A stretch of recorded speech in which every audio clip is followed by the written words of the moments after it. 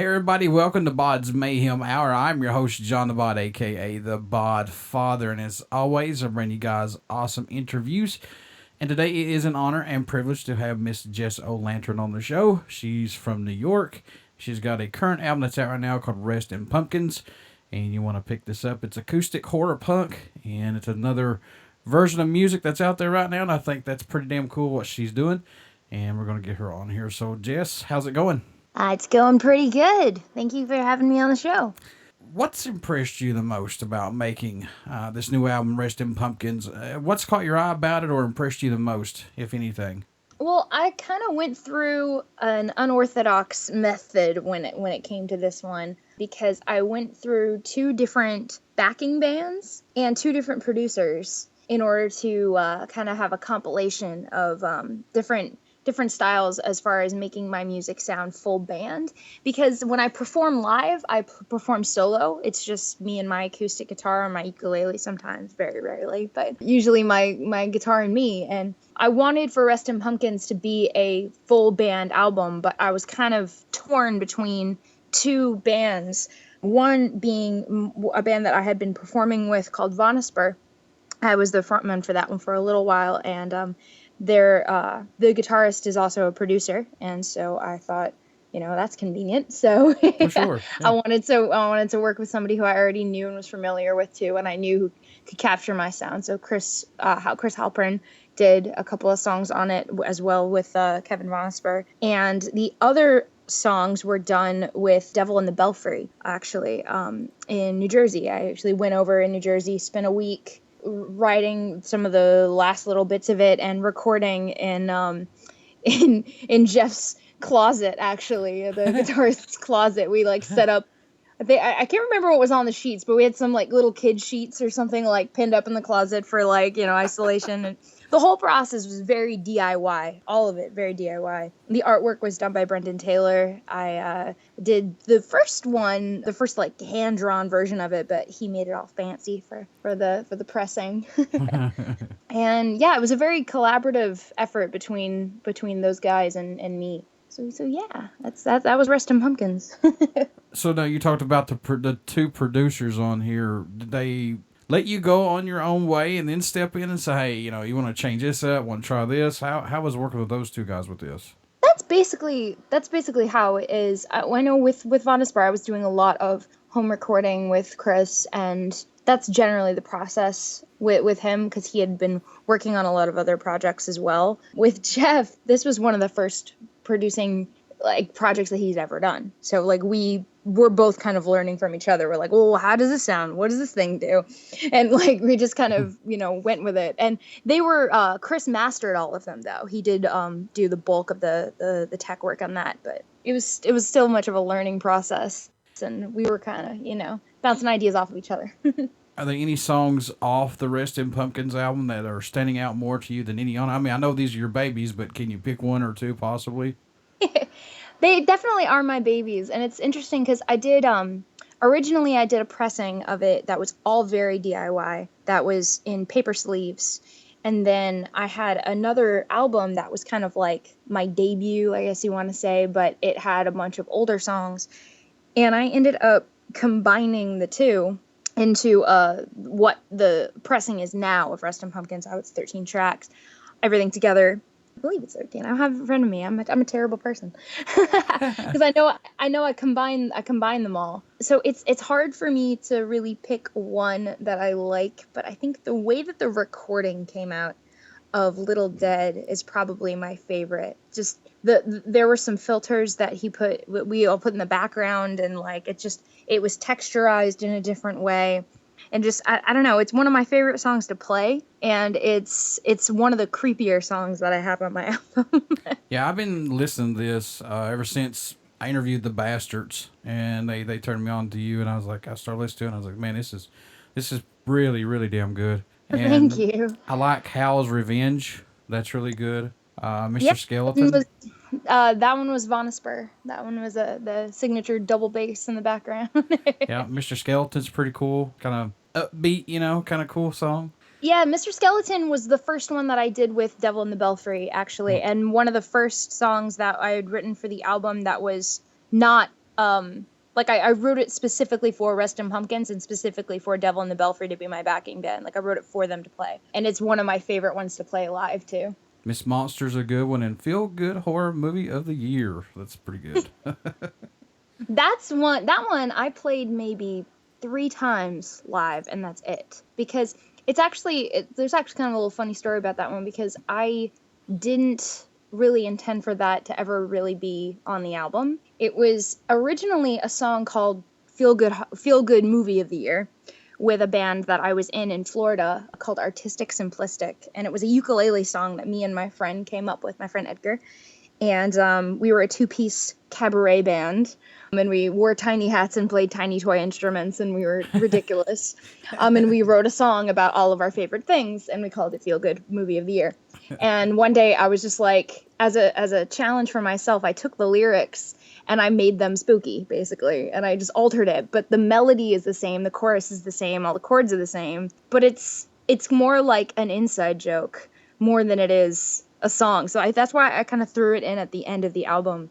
Originally, it was the last track on the album, because I never really play it live. It's kind of an Easter egg. So let's talk about this. You mentioned, you're coming over to horror and stuff like that. Do you like doing more horror related music stuff than anything else out there right now? I mean, of course. Yeah. Yeah. I mean, my professional history is kind of a Jackie of all trades kind of deal, because I've had 10 years of haunted house experience. Nice. And so my very first job ever was working at Halloween Horror Nights in Florida, in Orlando, as a scare actor when I was 18. So as soon as I was old enough to audition, when you're 18, you can go on audition. I was there. It was like 2 weeks or something after my birthday. And I'm like, sign me up. I'm going to scare some people. And I just, really fell into that culture through Horror Nights and just was obsessed with it. I wasn't really exposed to it or allowed to really celebrate Halloween when I was a kid. And so as soon as I was old enough and as soon as I made it my job, I was just all about it every day, all day, every day, making up for lost time. So how much local support do you get from venues in New York or surrounding areas that are doing horror punk acoustic stuff? Is it still thriving up there for local bands with this genre or no? This is the thing. Oh, no. The genre as a whole isn't so much a local scene, because there are so many bands that are in the horror punk genre and in the acoustic horror punk genre now. It really is popping up more and more, that it's not so much about our location as much as our existence and knowing about each other. Like, for example, you mentioned the Bastards before. I've actually never met Dom, but we're on a track together. Yeah.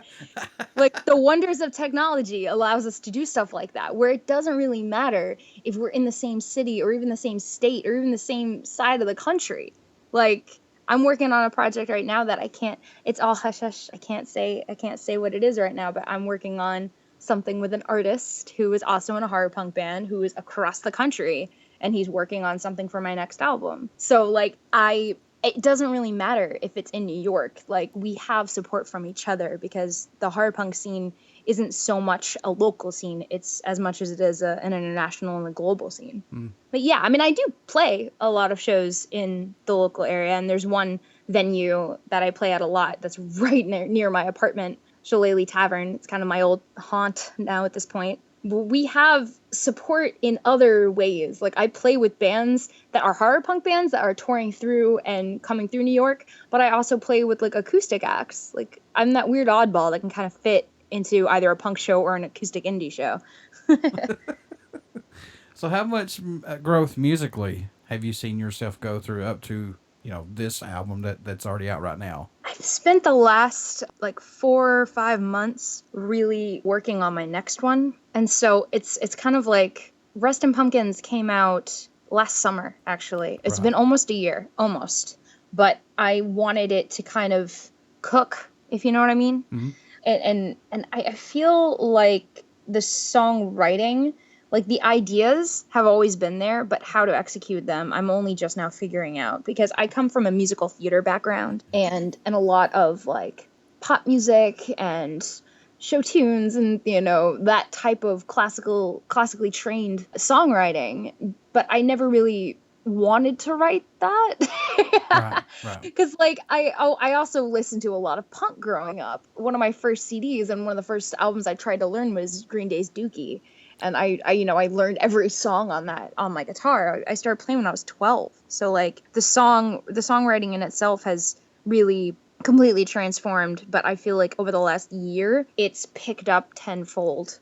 My boyfriend, who I mentioned earlier, is Brendan Taylor, who did my artwork. He mentioned something the other day about how he's noticing too that the songwriting, the penmanship and the songwriting composing skills have there's been a noticeable change. So it's hard for me to talk about myself. I don't like complimenting myself, but if I say another person said it, then I feel better. Well, sure. Right. It's all about Jess, nobody else, fuckers. All right. Brendan said it. It wasn't me, so that means it's real. So let's talk about the writing process with you and recording process.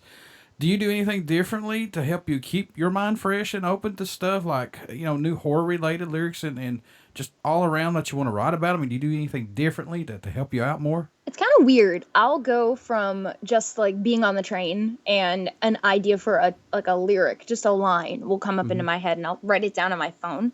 And if I have enough time while I'm on the train, I'll try and develop that line more. Or on the complete opposite, I'll get concepts in my head. Like there's one song that I had a concept for that just kind of it's not ready yet. Like I wanted to put it on this album that's coming up, but it just doesn't seem like it's gonna happen because it's not done yet. Right. And so like I'll get so wrapped up in the concepts and the story that it's almost a short story more than it is a song. And I'll find myself getting frustrated because I want to put so much more detail into the story, but it's not. It needs to be a 3-minute song. I need to cut it down. So, that's that typical horror punk, like, I'm going to write a song about a horror movie. Like, I had to kind of find myself doing that a little bit for my next one. I have a song that's going to be on the next album called I Don't Want to Be a Deadite. It's on my YouTube right now. I have a YouTube of it, but that song's obviously about Evil Dead. And another one is going to be, I just finished recording it actually. It's called The Graveyard Song, and it's loosely based off of Neil Gaiman's book, The Graveyard Book. So either books or film, I kind of take the idea of, their storyline, putting it to song. But more often than not, I like taking spooky concepts and storylines that are fictional and original, and turning them into songs instead of regurgitating the same thing, like, oh, I'm gonna write a song about Right. I don't know, yeah, like another horror movie that everyone else has already written about, Yeah. But Yeah. But Evil Dead is my favorite, so I had to at least do one. Yeah, like 1,000 Texas Chainsaw Massacres, or Halloween and Michael Myers, Freddy Krueger, stuff like. Yeah, I know what you're talking about. Yeah. Yeah, I mean, not to diss it. There's a place for it, and everybody is obviously entitled to write songs about whatever they want. But I like the challenge of not writing after a story that's already existing, or just existing content in general. Like, I like the challenge to be able to come up with something original. So this new album that you're working on, are you halfway done with it, or are you still writing on it to add more stuff on it? I have recorded 9 tracks, and I think I'm actually going to stop. I think I'm going to stop at 9. And yeah, it just kind of worked out that way. I might, if my producer gets it all done in time, we might have it for a September release. So I'm really hoping. But yeah. So I have more songs in mind though, but they're just not, like I said before, like there's songs that I have concepts for and I've written them, but they're just not done yet. Like I'll play them and I'll be like, something's missing, could use that for your next album. Exactly. Yeah, I got to save something, right? Can't. Exactly. Third time's the charm. That one's got to have to be a good one too. Well, speaking of like Resting Pumpkins, did you have anything left over that was on that album maybe, or anything off Resting Pumpkins that's going to be on this new album possibly that didn't make it to that one? Yeah, I mean, my song The Ghastly Ones and Lullaby for a Monster, those were 2 songs that I wrote literally like 2 months after Resting Pumpkins came out, and I was so frustrated because I loved playing those songs and I had got a good response from them, and I've had them demoed up on my Bandcamp for months. And I keep forgetting that they're not on that album. Because it was so quick. Like, I just, like, barely, I'm like, brain, why? But I guess it was meant to be on the next one. And I guess, hopefully people will know it, either from listening to the Bandcamp demos or anything like that. They'll at least recognize the song on the next album. So what do you hope fans of your music take away from either Resting Pumpkins or any music that you have out right now once they start listening to it? A lot of my songs have themes of about weird creatures finding love and finding acceptance and kind of enjoying the company of their fellow creatures. And I'm a big fan of promoting self-confidence and promoting accepting who you are, accepting everyone for who they are. And I used to be a teacher briefly. I was an after-school teacher. And that was always the messages that I was sending to my students, trying to make them feel proud of themselves. And, even if you are a weird, a weird person, you're okay. Like, there are other people that are like you. There are other people in the world who like Halloween year round. There are other people in the world who wear monster makeup and blood on their face and, sing songs about scary things. Yes. And, and there are people who don't make that music, but they're fans of it. And, people who work in haunted houses year round. And, like, the whole thing is literally just, you are not alone, monster kids. You are among friends. How crazy is this? I put up on my Facebook earlier, I said, to me, every day is Halloween to us horror folks. And it's like 121 days away from Halloween. So, yeah, I get it. So, every day is Halloween for me. Of course. So, I mean, that's truly the point, though. Just one last thing, because on Halloween you can be anything you want. Sure. And generally that's the attitude that I feel like we should have. There's so much judgment in this world, where people are, hiding who they are and they're ashamed of who they are. But on Halloween, you can be that person, Okay, you want to dress up like Marilyn Monroe on Halloween? Okay, yeah, but you're a corporate businessman every day of the year. Okay. We see how you really think, You can be free to be who you are at any time. And that's really the message about living Halloween every day. So what can fans expect at a show from you when they come out to see you live? Free candy. All right. There you go. Of free candy. I am going to go bankrupt with how much trick-or-treat candy I always buy for my shows. It's absurd. I need to stop. But I started doing that at, I think it was like my second show ever. I was just like, this would be a funny thing to do. And I had this really cool trick-or-treat pail that I found at a Goodwill. And it was from the 80s, so it has, like, really old art, and it's all, like, etched into the plastic. And it's a regular trick-or-treat pumpkin, but I use it every time now. And I get at least, like, between $5 and $10 worth of candy for, like, every show I play. And people just go nuts. You'd be amazed how welcoming people are to take candy from a stranger. I never thought that there have been times when I've been on stage and I'd be like, here, take my candy. That sounds really rapey. It's okay. I promise there's not arsenic in it. Great, now you think there's arsenic in it.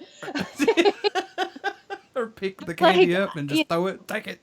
Exactly. Like, it's always store-bought candy. It's always wrapped up. There's no blades in it or anything like that. I don't give anybody apples. I did make cupcakes for my birthday show, though. Oh. I made like chai pumpkin flavory cupcakes for my show. I guess they tasted like pumpcakes.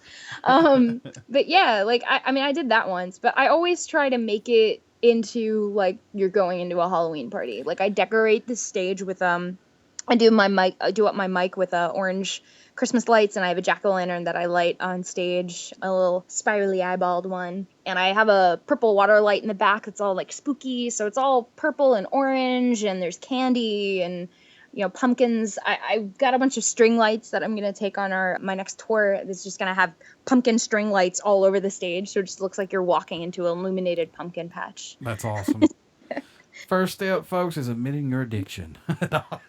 Candy. So do you like the digital era that we're in right now, Jess, of recording albums and plus social media to get your stuff out there a lot faster, and plus Reverb Nation, things like that? Do you like this? I do, of course, actually, because I find that, just like I mentioned before, we're not a local scene. Horror punk really relies on social media in order for us to know about each other. Be like, oh my God, there's another one. There's another one. Look, another Yeah. one. And the community really comes together through these mediums. And I feel like a lot of us wouldn't really even exist if there wasn't this much of a presence for us to expose ourselves and share our music and get ourselves out there. You know, we got to find each other somehow. Yeah, there was one I found today on YouTube just a little bit ago called Ghost Wish. They're from Florida. And Really? yeah, they're kind of I like gotta. it's kind of hard to explain. I mean, they're horror. They're like a heavy horror. What were they called again? Ghost Witch. Ghost Witch. Where in Florida? I don't Did know. I you- was just checking out. I'll send it to you after the show. Yeah, after I'm this. gonna have to look them up. Yeah. They might be in an area I know. Yeah. So, in your own opinion, what do you bring to the table for music that's not out there as of right now? I was told once that my voice reminded them of Liza Minnelli, but I looked like a dead girl. So it's like this weird combination of show tunes and punk rock sprinkled with some grave dirt. I mean, you know, Yeah. Right. it's a weird combination of genre mixing, I feel. And I teach voice. I really try to focus on my voice and really taking care of myself that way. And my voice is as much as an instrument as my guitar. And I don't know, I feel like vocally I have something more unique to be able to, not more unique, but something unique to add to the table. So, what was it that made you want to become a musician? What was that spark for you that said that's what I want to do right there? I was 11 years old and I was at church and I saw I saw some cute boys playing guitar. Let's just I get saw it some out there. cute boys playing guitar and I was like, I want to talk to the cute boys, but they're playing a thing. I want to learn how to do the thing so I can talk to the cute boys. Wow. But that wasn't the total reason. I actually found the guitar in the back of the church by myself, and I was trying to figure out how to play it, and I couldn't, and I was just like getting really frustrated. And now I'm left-handed, but I play guitar like a right-handed person. I'm left-handed too. Yeah, so it's kind of a weird thing. But I picked it up and I was trying to figure it out, and I got really frustrated. And then the next week I came in and I saw that the boys were playing that guitar, and I was just like, how? Show me how. And so they showed me a couple of things, and like we started talking about music, and a couple weeks later they gave me some mixtapes. I started listening to AFI Yeah, there you for go. them. That was when I first got my first mixtape and my punk rock music on it, and I wasn't allowed to listen to it. I had to be real secretive. And so yeah, I mean, I just kind of I picked it up, and then when I was, not to be too much of a mood killer, but when I was 12, my mom actually passed away from cancer, and my dad, as kind of a you need a project kind of thing, Yeah. he bought me a guitar, and so I taught myself the rest of the way. The boys taught me like a lot. They taught me how to tune it. They taught me all the maintenance things and stuff. But I went and started writing, and it really did help. They say that having a project thing and having something to focus your energy on helps. And for me, at some point in high school, I think it just kind of clicked that I was like, wait, I'm actually not that bad at this. I'm gonna keep trying. I'm gonna keep trying it in a different way. And then I started doing like talent shows at school. I had my first show when I was like 14, and I freaked out and almost threw up in the bathroom. Like, I was super nervous, and I don't remember how to play any of those songs either. They were very angry. Oh wow. I listened to a lot of punk, but I just kind of went from there. And it's funny too, because I kept on going, but I also was on my own since I was 17. I moved out after I graduated high school, and so I've been doing a lot of school and then work. I'd been working a lot, trying to, make a living by myself, and I hadn't had the time to really focus on performing and making it a real thing until recently, like within the last 3 or 4 years since I moved up to New York, because it was just harder for me in Florida to make it happen. So like high school it clicked, and when I moved up here, it was just kind of like, all right, you're here, just do it. You're in New York City. Like, if you're going to do it anywhere, this is the place to do it. I'm also a lefty, so buying a guitar is kind of rough, you know? So Well, I learned from watching them playing right-handed, so that's why I play like a right-handed person. I've It's got weird. a, well, my prized possession is a Zach Wild bullseye guitar that I have, Les Paul. So Nice. that's my prized possession. So if you could work with any musician, dead or alive, or any band, either a band today or that's broken up or whatever, who would it be for one day, possibly? You could pick a Oh, musician or a band. But I'll let you pick both. a musician or a band? I'll let you Hmm. pick both, whatever. Yeah. Well, my immediate response is Davy Havoc, but I'm also very influenced by Amanda Palmer and her husband, obviously. But it's hard for me because I actually did get to work with Brian Biglione, the drummer from the Dresden Dolls, on a project that Vonisper was doing. So I briefly did, literally for one day. Actually, it's funny that you say that. So I did get to work with one of them, but I would love to just be able to write a song with Davey Havoc and actually like an old school like Art of Drowning era, Black Sails in the Sunset, maybe even farther Yeah, back, like get a real weird, screamy, dark, spooky song with him. Like that would be a dream. that was a great album. Yeah. I think it's one of their best albums, in my opinion. It's my favorite. Art of Drowning's my favorite. So you said September, possibly going to be the release of your new album coming out? I am hoping, I'm aiming for it. Originally, we were aiming for October 1st, as you do. But if I'm able to get it in September, I might be able to get it out for this week of tour dates that I have with Devil in the Belfry in September. Speaking of that, how can folks stay in touch with you? Buy some merchandise, tour dates. You know, you got Devil in the Belfry coming up. Plus, what else do you have coming up? Also, you can add in here. How can you do that? I can be found on my Facebook page, facebook.com/jessalantern. I also have music on my Bandcamp, jess-o-lantern.bandcamp.com. And I also have a Big Cartel, jessolantern.bigcartel.com. That's where you can buy my CDs, my patches, my pins, things like that. And the Bandcamp is also all digital and things like that. Before I let you go, would you care to do a promo for the show? All right, boys and ghouls, this is Jess O'Lantern, and you are listening to BODS Mayhem Hour. Everybody stick around. Jess is going to warm up because she's going to be doing an acoustic set here very, very shortly. And you only hear these interviews right here on BODS Mayhem Hour and Uber City Radio. Thanks, Jess. Thank you.